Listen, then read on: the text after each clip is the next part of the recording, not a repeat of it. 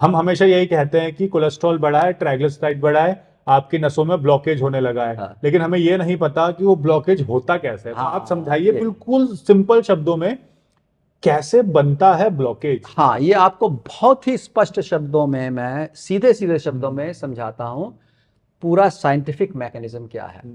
तो देखो दोस्तों, एलडीएल तो खून में बह रहा है, कोलेस्ट्रॉल खून में बह रहा है, और मैंने कहा कि सेल मेम्ब्रेन में जा रहा है, हार्मोन्स में जा रहा है, एंडोक्रिन में जा रहा है, अपना काम कर रहा है, कोई दिक्कत नहीं है।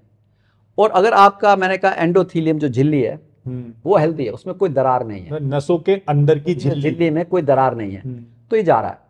अब मान लीजिए आपके एंडोथीलियम नसों के अंदर एक झिल्ली में एक दरार आ जाए, हाँ जी, तो क्योंकि ये तो सर्कुलेट कर रहा है, इसको यहां से भी कोई धक्का मार रहा है, वहां से मार रहा है, तो दरार में से अंदर घुस गया वो, इसको वहां जाना नहीं था, इसका वहां कोई काम भी नहीं है, मैंने कहा, लेकिन उसे जगह मिल गई, वो चला गया उसमें, उसका इरादा भी नहीं था, ख्वाहिश भी नहीं थी।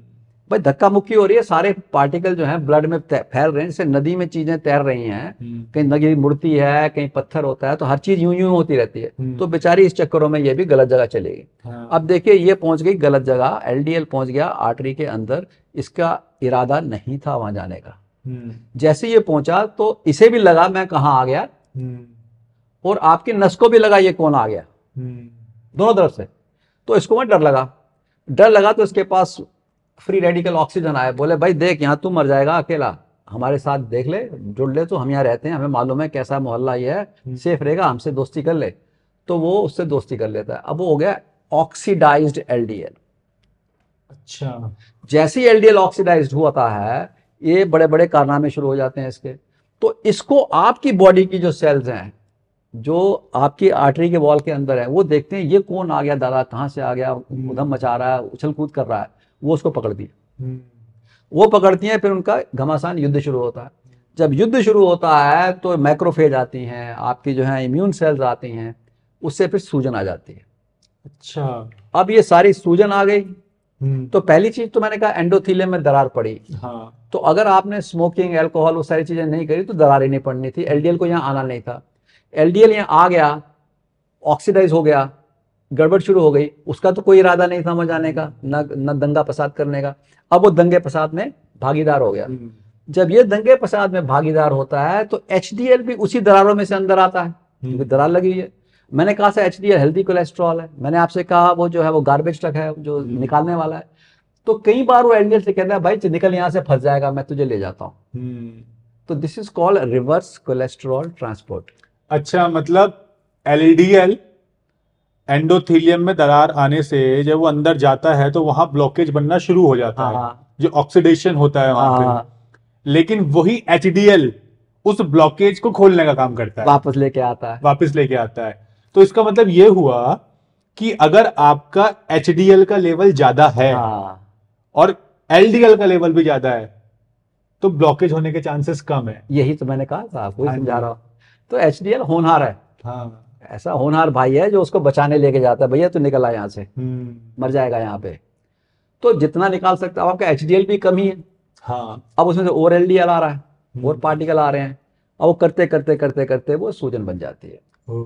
जब वो सूजन पूरी बन गई तो उस सूजन को बॉडी के डिफेंस मैकेनिज्म आते हैं, उनको कहते हैं स्मूथ मसल सेल्स, और कई चीजें आती हैं जो उसको ऊपर एक कैप्सूल बना देती हैं कि ब्लॉकेज जो अंदर आ रही है उसके ऊपर एक दीवार बना दे, जिससे कि अब अंदर तो देखिए कूड़ा करकट जमा हुआ है, नस सिकुड़ गई है, लेकिन अगर आपने दीवार मजबूत बना दी कूड़े के चारों ओर, बाउंड्री वॉल, तो कूड़ा जो है वो ब्लड में लीक नहीं करेगा, हार्ट अटैक नहीं करेगा। इसीलिए हम कहते हैं कई लोगों की ब्लॉकेज 70% होती है, लेकिन अगर उनका आप इंट्रावैस्कुलर अल्ट्रासाउंड से देखें या ओसीटी से देखें, अगर उनकी वॉल मजबूत है तो उनको हार्ट अटैक नहीं होता। अच्छा, कुछ लोग ऐसे होते हैं उनकी जो दीवार जो बनती है वो कच्ची होती है, और कच्ची दीवार जो है उसमें अंदर से कूड़ा जो है जोर मार रहा है, दीवार कच्ची है, वो फट जाती है। और जैसे ही दीवार फटी, अब ये सारा कूड़ा करकट जो है ब्लड वेसल के अंदर आ गया, नस में आ गया।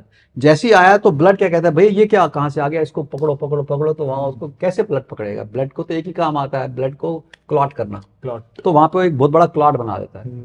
अब जो कूड़े से मिल करके क्लॉट बना, पूरी नस बंद हो गई, अब उसमें ब्लड फ्लो बंद हो गया, आपको हार्ट अटैक हो गया। तो मतलब इतने सारे फैक्टर्स काम करते हैं।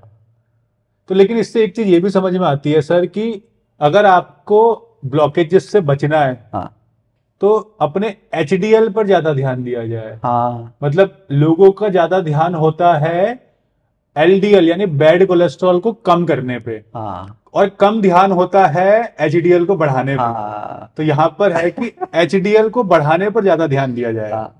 तो ये बड़ा अच्छा प्रश्न है, मैं हाथ से ले रहा हूँ जी। जहाँ पे इंसान को इजी सॉल्यूशन मिलता हाँ है जी। वो एकदम ले लेता है, हाँ। जहाँ डिफिकल्ट मिलता है उसको छोड़ देता है। हाँ। तो आपने बड़ी अच्छी बात करी। आपके पास दो चीजें हैं, या तो एलडीएल को कम करो, एचडीएल को बढ़ाओ। मैं तो कहता हूँ एलडीएल को भी कम करो, एचडीएल को भी बढ़ाओ। हाँ। तो एलडीएल के तो कहते हैं डॉक्टर साहब गोली लिख दो, उन्होंने लिख दी एटोरवास्टैटिन, रोजुवास्टैटिन, कोई स्टैटिन लिख दी तो फटाफट 40% एलडीएल गिर गया, आप खुश।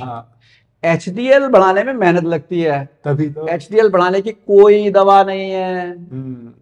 देखिए एचडीएल के लिए अगर आप स्मोकिंग करते हैं, स्मोकिंग छोड़ दो तो एकदम एचडीएल बढ़ता है। इसीलिए स्मोकर स्मोकिंग छोड़ दे तो हार्ट अटैक का चांस कम हो जाता है, क्योंकि एचडीएल बढ़ जाता है। एचडीएल बढ़ जाता है। नंबर 2, अगर आप एक्सरसाइज करते हैं, खूब एक्सरसाइज करते हैं, एचडीएल उससे बढ़ता है।